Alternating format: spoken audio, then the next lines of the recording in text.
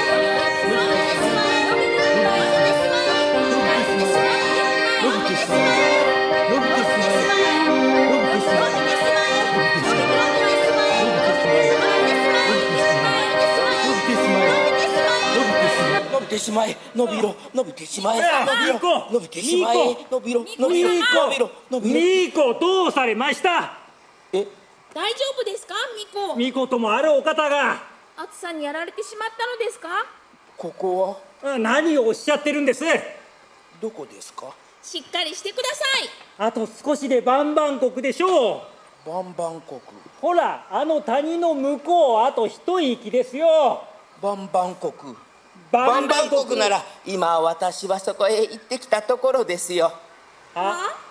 二人呆れ返ったが、やがて親王の正気は戻り、一行は無事バンバン国にたどり着き、大主や婚姻間近のパタタ姫に手厚いもてなしを受けた。大主は親王の天竺への不退転なる志を知ると痛く感動し、一行のためアラビア船を用意してくれた。船はタコラの港からベンガル湾ガンジス河口を目指して出港したが、折からの偏西風に押しまくられ、見る間に船は飛ぶようにいずこともしれぬ陸地に吹き寄せられてしまった。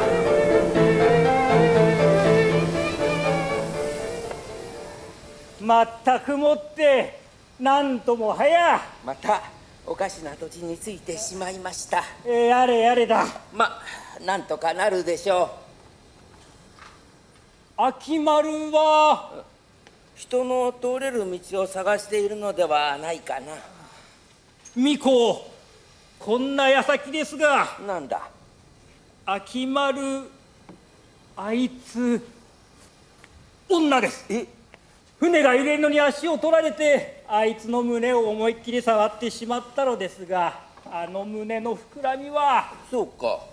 仏門の徒が女を連れて旅をするというのはいかがなものでしょうか。親王、にべもなく。いやいや、多分秋丸は初め男だった。それがここに来て女になった。天竺に近づけばまた男になるやもしれん。それくらいの珍事覚悟せねばとても天竺なんぞにはたどり着けんて。この理屈、暗転にはとんと飲み込めなかったと。なんだ。なんだ。人、犬、鈴、裸、変なシャポどうした。なんだよ失礼なやつだな。なんだ。俺が挨拶したらいきなり叫んで逃げてきやがったんだよあいつ。あれ挨拶なの？挨拶だよ普通の。出会ったら挨拶する。これ人間の常識。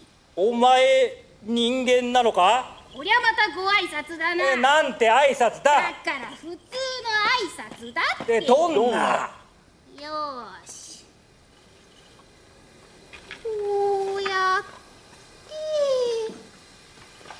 こうやってこんにちはこんにちはこんにちはこんにちはこんにちはこんにちは。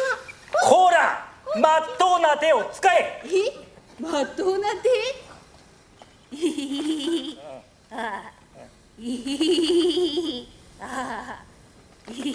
なにもじもじしてる。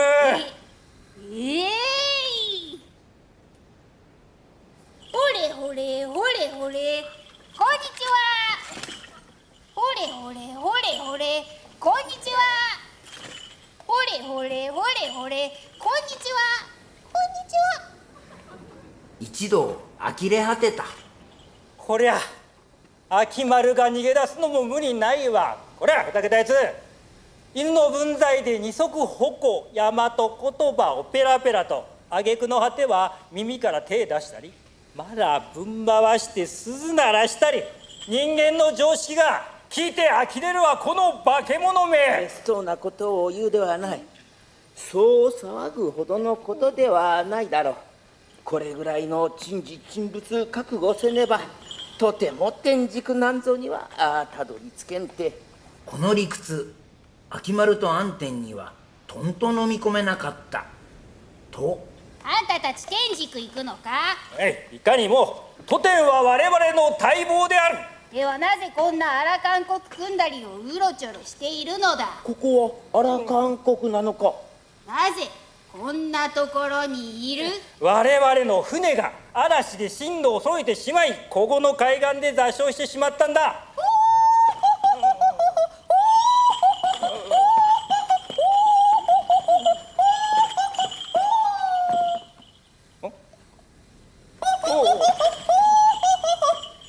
だったら乗っけてってやろうか天竺。俺は商人だ。大きな船を何艘か持っている。天竺への便もある。本当か。良いのか。ただし条件がある。なんだ。密人取りの仕事をしてもらいたい。密人取り。密人とは人間の屍が乾き固まったものだ。屍？身を捨て衆生を救済せんとする者、石窟で飲食を断ち、ただ蜜のみを食らう。死しても五体は腐らず、福育たる方向を放つ。即身仏。まるで空海和上のようだ。誰それ。いや、その密人を砕いて服すれば奇跡のような薬となる。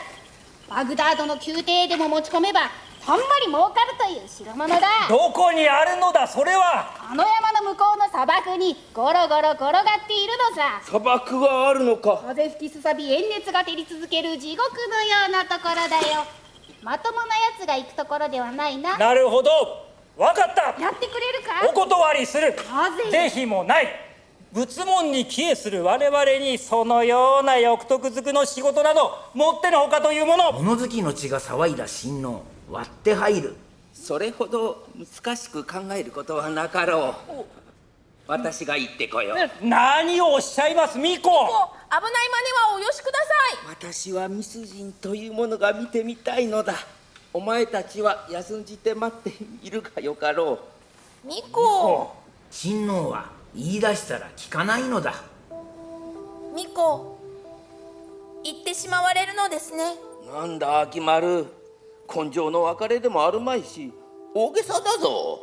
巫女。では行ってぐっとキリスを返すいとまもなく気の早い天皇はげろを揺らめき熱風吹きすさぶ灼熱の砂原をすでに何時間も歩き続けていた。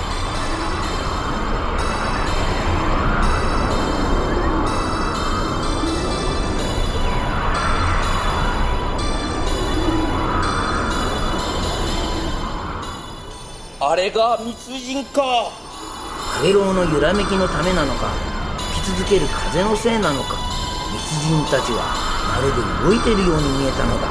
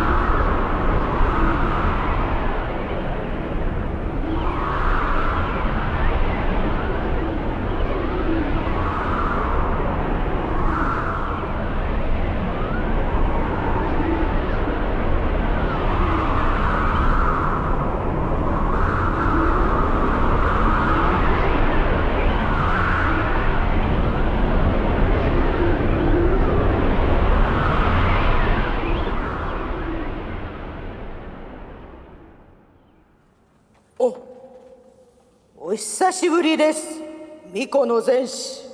空海様、あなたは高野山の石室で入場なされたはず。ずっと遠い遠い昔のことですよ。遠いところが相変わらずお好きなようだ、巫女様は。そうかもしれません。ずいぶん遠くまでいらっしゃいました。和尚、一体どこまで行けば終わるのでしょうか。何を見つけたら最後の満足を得られるのでしょうか。はて、そんなことあなたはあらかじめお分かりになっているはずでは。確かにどこへ行き着いても何を見つけても少しも驚きはしないだろうという気持ちが親王にはあった。あなたは天竺に至ろうとして至り得ず、南海諸国をへめぐってその途上で果てなさる。そうですか。そこがどこであろうと、そこが果てとはの果て、果てしない果て、果てのない果てとはとはの駅。和尚の果てはこの石室、身は石室、心は土卒の天。おさらばじゃ、巫女の前史。はい、またお会いいたそいずくで。う。真言、言葉も届かぬ遠いところ。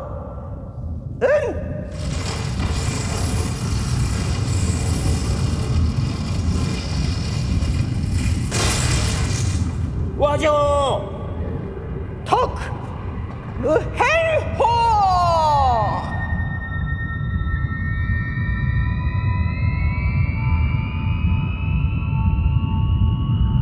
空海様。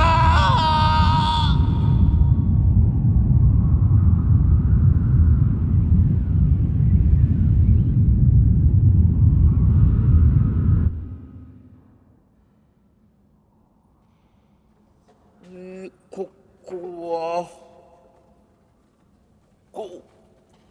鳥。お前は。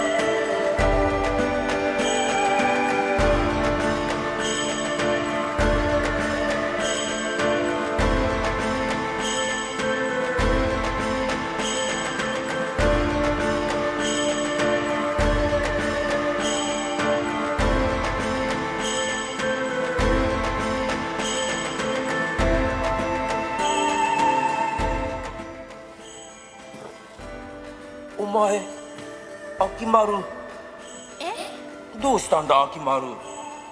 あきまるお前なぜ二人もいる。ふたりなぜお前は二人いる。私は一人だよ。二人いるではないか。これは鏡岩。鏡岩。この岩は幾万年の風雪で磨かれて人やら事物の絵姿を映すようになったと言われています。鏡、これは鏡なのか。お、本当だ。私がもう一人向こうにいるようだ。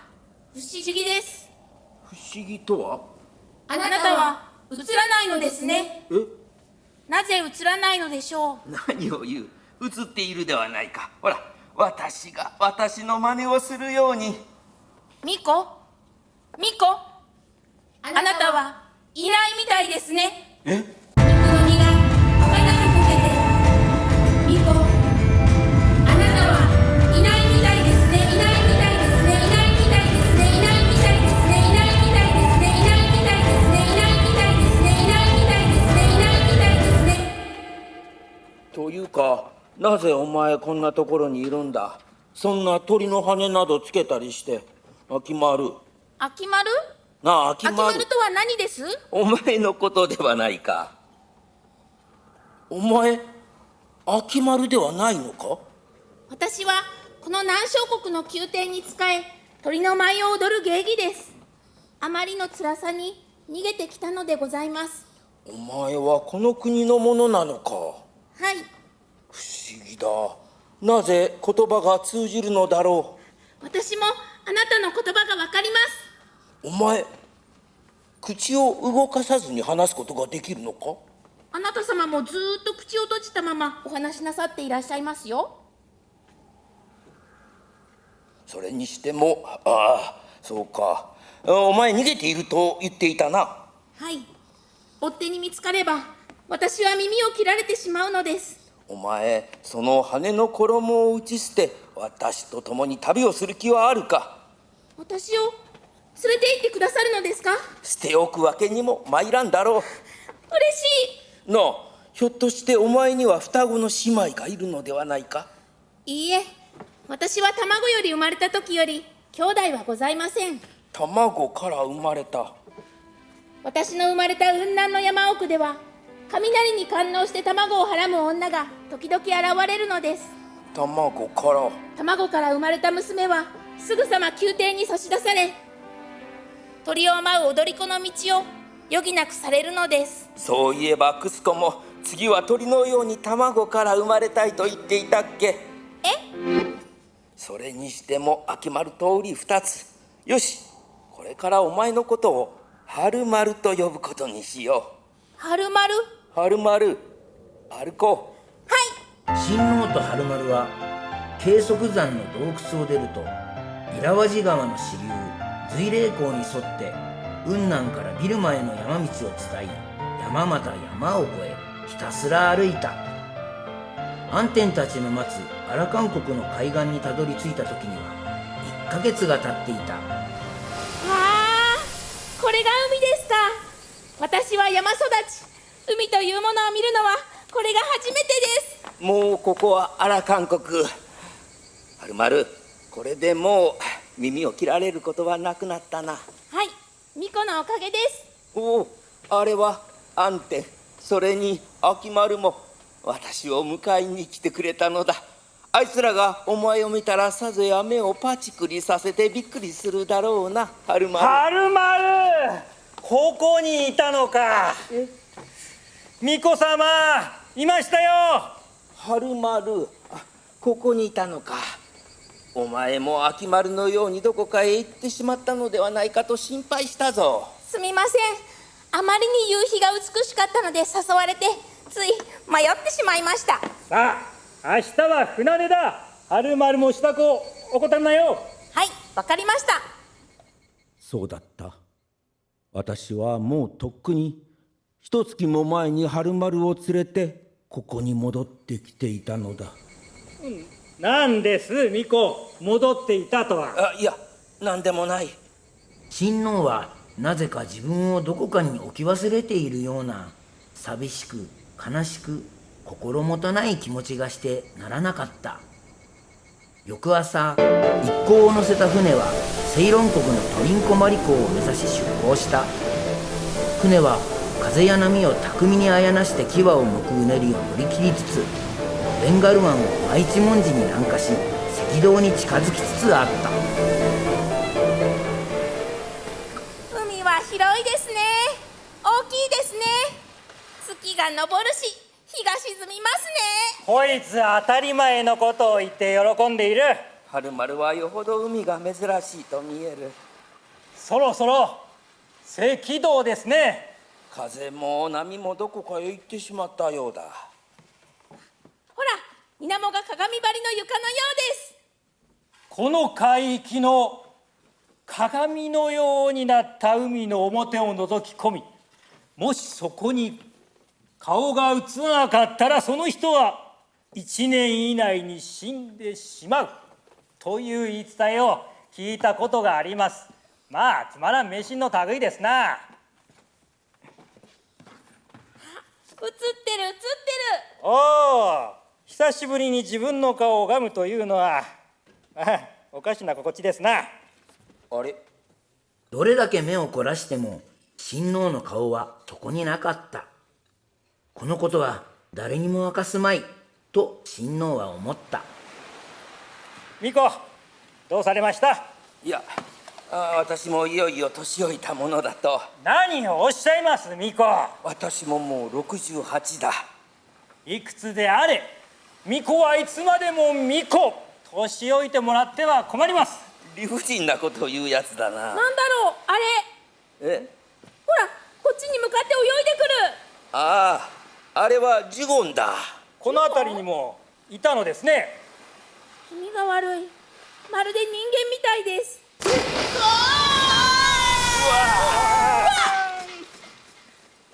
やったー、ぷっぷくくっくお久しぶりでございます、秋丸様。あなたは私に言葉を教えてくださいました。その恩義、肩と肝を忘れたことはございません。皆様、お懐かしゅうございます。おい、お前はあの南の海で生き絶えたんではなかったのか？そんなこともございましたな。なんですこいつは。秋丸様、私をお忘れですか？なあ、ジュゴン、その子は秋丸じゃないぞ。私は春丸です。春丸は山育ちで海を知らぬからだろう。お前をやみくもに怖がっているようだ。私が怖いの？気味が悪い。なあ、ジュゴン、ここは一つすんなりと海に戻ってはくれないか？秋丸、春丸だって。やっと会えたのに、せっかく会えたのに。悪く思わんでくれ。会えたのに、やっと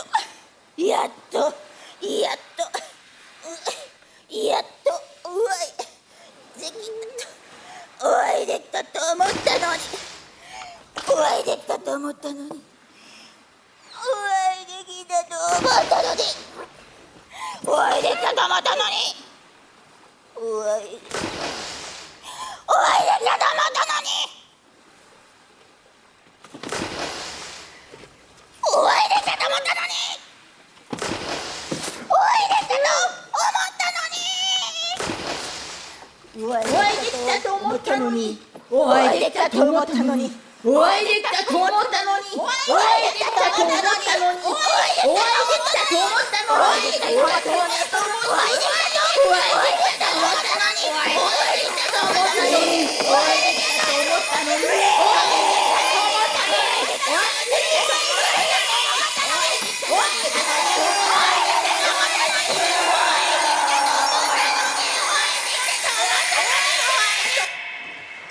涙。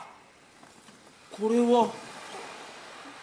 は真珠でございますね。きれい。青みを帯びてつやつやと輝き、梅雨に濡れたようにうっすらと桃色に照っている。はあ、美しい。巫女、その真珠、海にお戻しになられては。なぜですか？そのような美しすぎるものには災いを生む不吉が宿っているように思われてなりません。不吉？親王は先ほど水面に自分の顔が映らなかったことを思い出した。もしどうせ1年以内に死ぬと決まった身ならば、不吉だからとて恐れることはない。この世にある限り美しいものは大いに楽しむべきではないか。親王はふと真珠を己の口に持っていき、思わずぐっと飲み込んだ。巫女様、何をなさるのです。親王が真珠を飲んだからでもあるまいが、途端凄まじい風が吹きすさび、船は石像直下を東へ東へ波頭番に運ばれて、気がつけばベンガル湾から100里も離れたスマトラ島の一角スリビジャヤに漂着していたのだった。ご覧なさい、密林の向こう、さまざまな仏塔が顔を見せています。巫女、我々は図らずもセイロン国へたどり着いたのかも。いや、ひょっとするともう天竺そのものの内陸深くに立っているのかもしれません。巫女、いかがお示されます？巫女、喉の痛みまだ腫れませんか、巫女。いや、私にはここが天竺の近くだとはどうしても思われないのだ。なぜ？考えてもごらん。そんな簡単に船が風に吹き飛ばされたぐらいであっけなく天竺に着いてしまっては、ありがたみというものがないではないか。物足りないとは思わないのか。とんでもない。我々は甲州を立って以来もう1年近く南海諸国をうろうろとさまよっているのですよ。これだけ苦労を重ねたのにまだ物足りんとは。なんだ、なんだろう、あれ。花びらのようだが。自ら動いていますね。気味が悪い。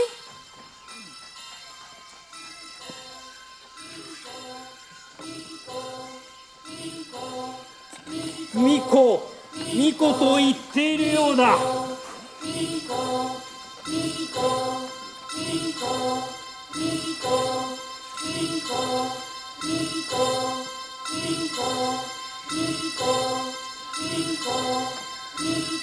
あ、食べた。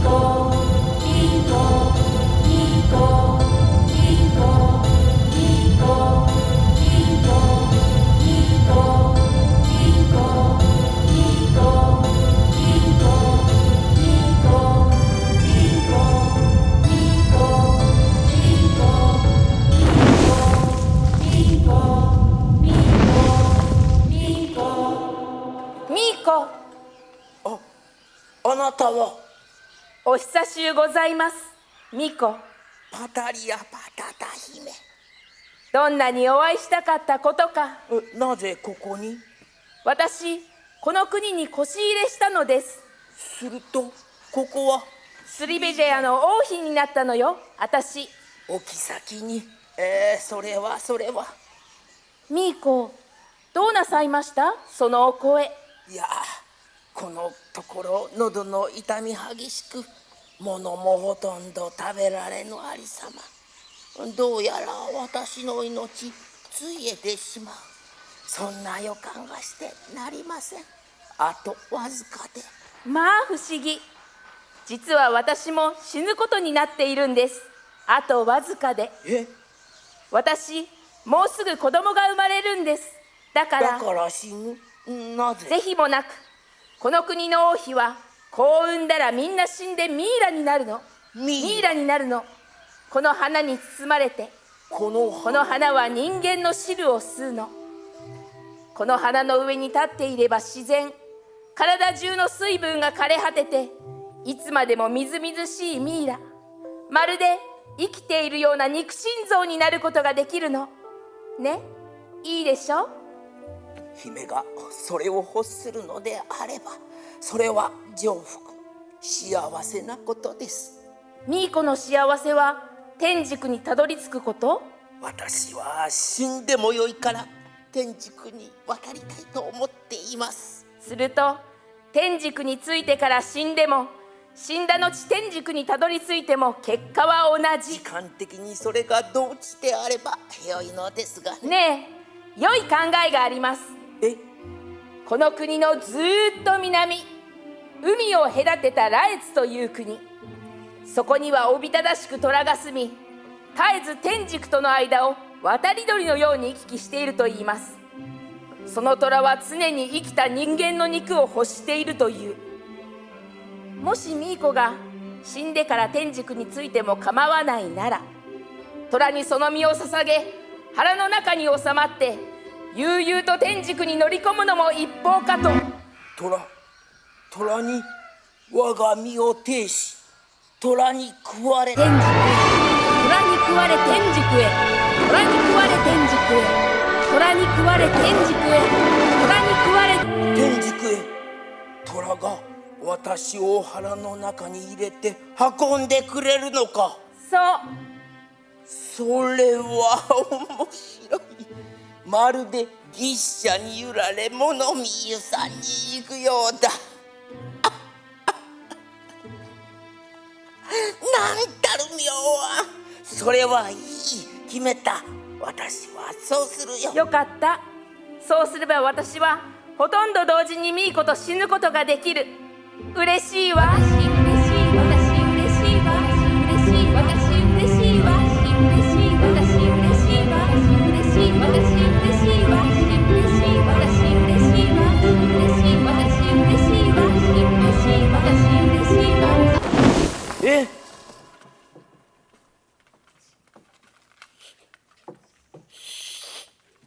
姫。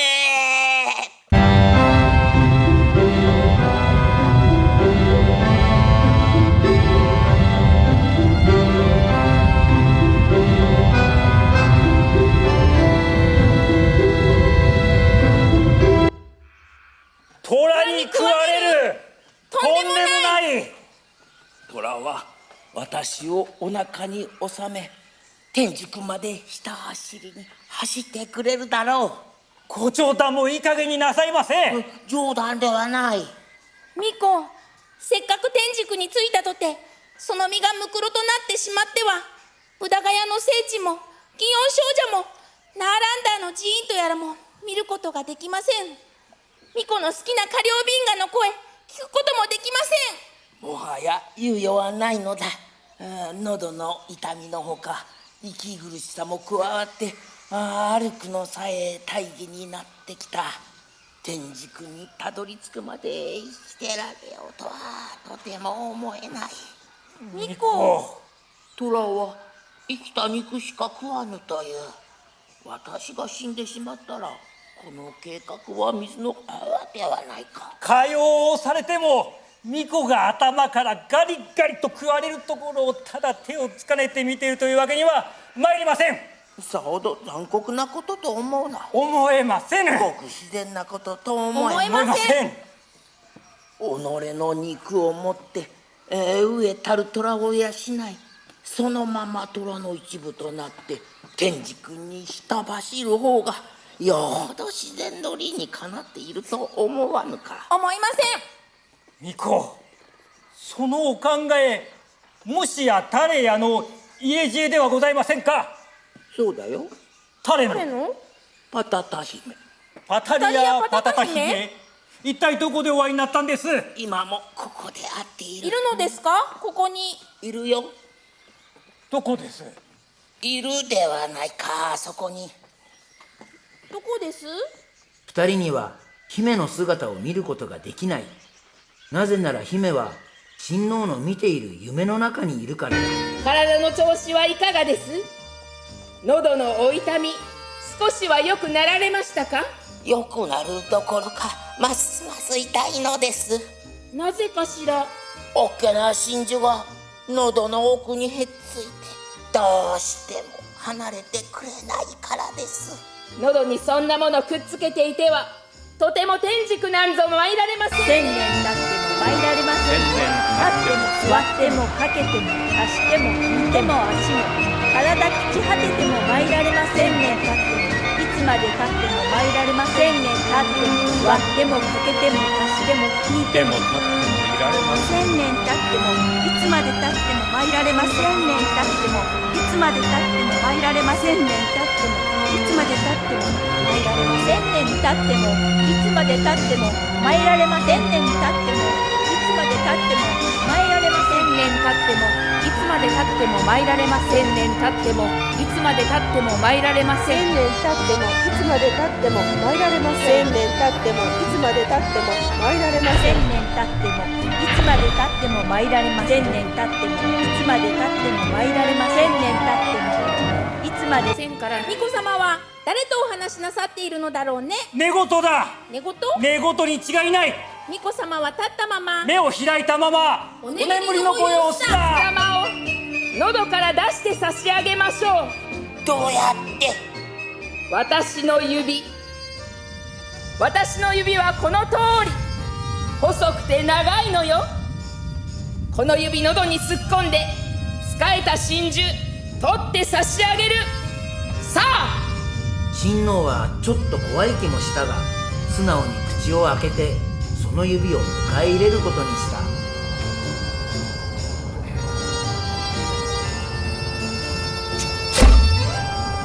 ほら出てきた。さっぱりしましたか？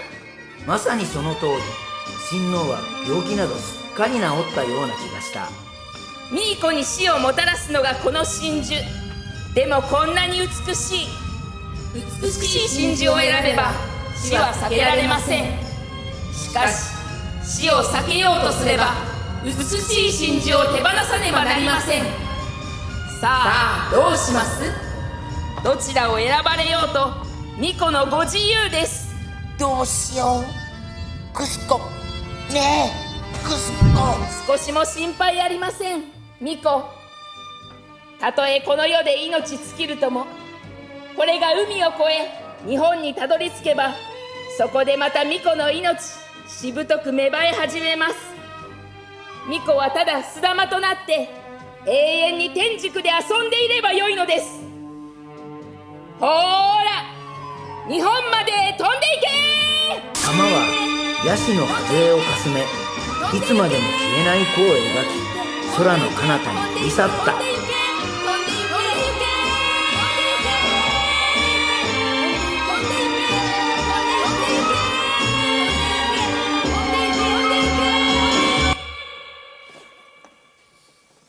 巫女、大丈夫ですか？両人、もしや事切れたのではないかと顔を覗き込んだ。しかるにその顔には思いがけないほど安らかな色が見て取れたので、二人はほっと首尾を開いた。おかしいな。女の匂いがする。残りかのような。目が覚めたら親王の喉はまた元に戻っていた。翌日、一行はまた船出した。それから3ヶ月以上も費やして、ようやくマラッカ海峡の見える釣りガンベの対岸、シンガプラ島にたどり着いた。そこはすでに羅越である。着いたその晩、親王は一人、これぞと見定めておいた藪の中に分け入り、一晩中虎が来るのを待ったが、その日はついに巡り合うことができなかった。朝になり、弟子たちの待つ小屋に引き上げ、親王は苦笑いを浮かべながら、なかなか死ぬのもうまくいかない。いや、明日こそは。巫女。明くる日も、夕べと同じように一晩中待ったが、虎はやってこなかった。3日目、明らかな月がさえ、地に降りしく晩。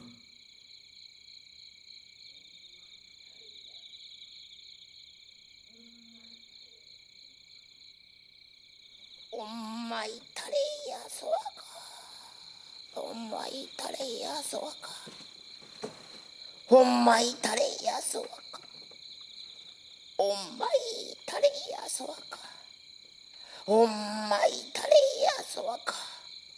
おんまいたれ。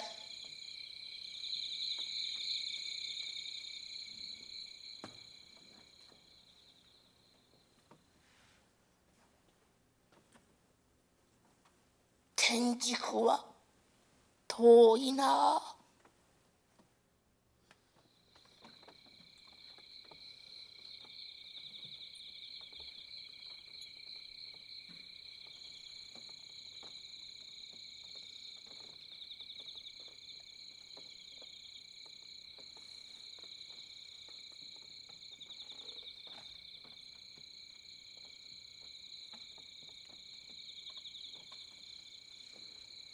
もうそろそろだ。親王は朝になっても小屋に戻らなかった。心配になった安天と春丸は、親王がいるはずの藪に駆けつけた。巫女巫女様。巫女様。親王はいなかった。巫女様。巫女様。そして二度と戻ってこなかった。巫女様。巫女様。巫女様。巫女様。巫女。巫女様。巫女様。巫女。巫女。巫女様。巫女様。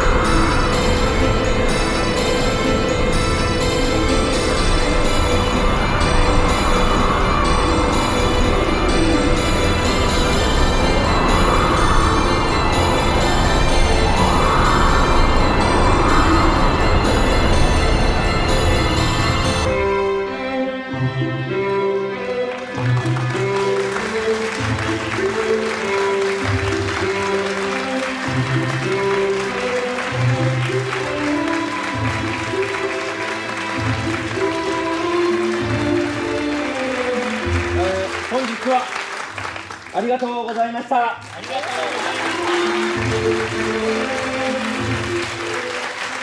メンバーを紹介します。後藤渉、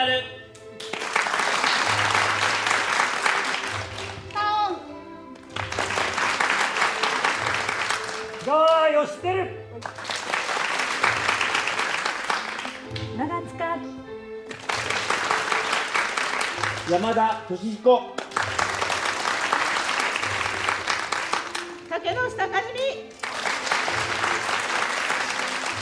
坂東綾子、上田靖樹島真由美